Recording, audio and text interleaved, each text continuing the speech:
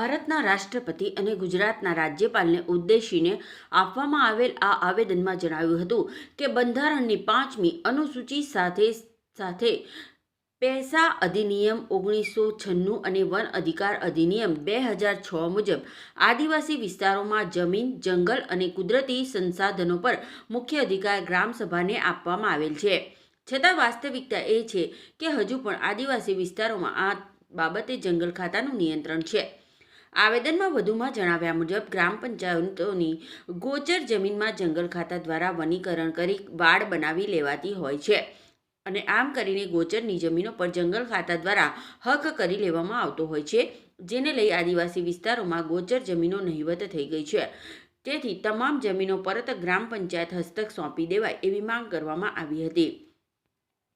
આદિવાસી લોકોના પરંપરાગત ચાલી આવતી વન ઉપયોગમાં બાધા આવે છે અને જીવન નિર્વાહમાં અવરોધ ઊભો થાય છે, તેમજ વિકાસલક્ષી કામોમાં વિલંબ થાય છે.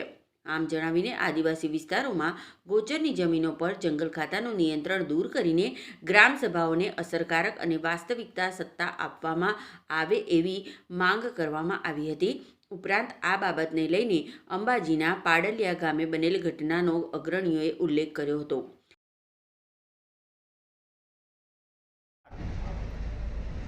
વનીકરણ કરી અને એને ફિન્સિંગ કરી દેવામાં આવે કે ગામના જે મૂંગા ઢોર છે એ ઢોર ક્યાં ચરવા જવાના, એ રીતના એ લોકો કબજો કરી લે છે.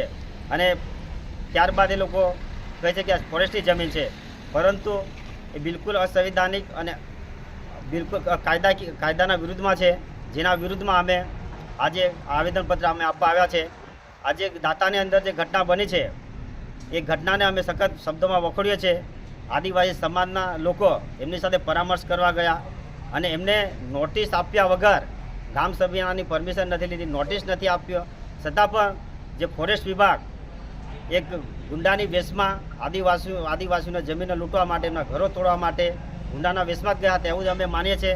કારણ કે તમે સંવિધાનના દાયરામાં ચાલતા નથી, સંવિધાનને માનતા નથી. સુપ્રીમ કોર્ટના ઘણા આદિવાસી સમાજના તરફેણમાં જજમેન્ટ છે, વેદાંતા જજમેન્ટ છે, લોકસભાના વિધાનસભા સબથી ઊંચી ગ્રામસભા, અને 1988 કે રામારેડ્ડી જજમેન્ટમાં એવું કીધેલું છે કે અનુસૂચિત ક્ષેત્રમાં સરકાર એક સામાન્ય વ્યક્તિ છે.